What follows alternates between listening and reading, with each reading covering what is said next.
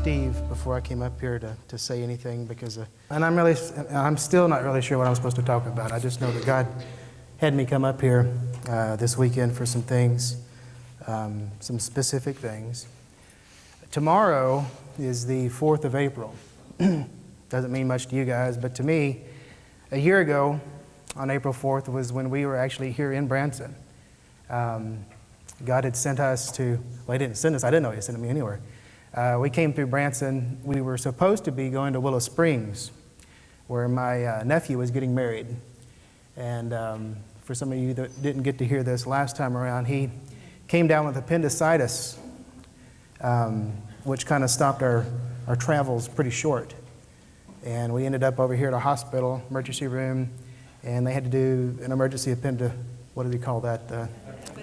Appendectomy, whatever it is, yes.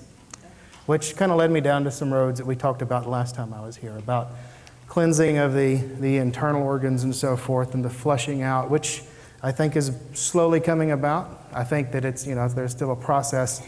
We had our process here with our group, but there's also a process that goes even beyond that, national, international, if you will. There's going to be a cleansing.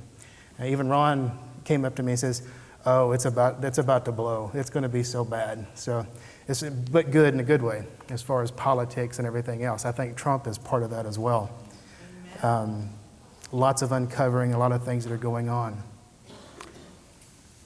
So what I feel like God is telling us to do, and this is, I talked to Steve last night. He says, "Well, it sounds like a good kind of thing to do maybe before communion, is to maybe go through some kind of process, whatever that may look like."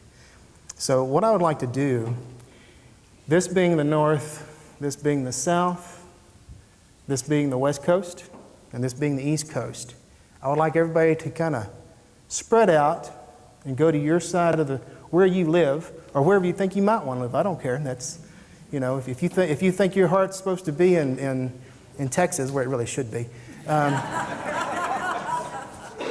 got big hearts down in Texas. Then you can move to that side of the room. I want you to face outside of the circle towards the direction that you are moved to. So if you're in the south, you're going to be speaking to the south. If you're to the north, you're going to be speaking to the north. If you're to the east, you're speaking to the east. In the west, if you're speaking to the west. All right. Everybody go find Ezekiel chapter 36.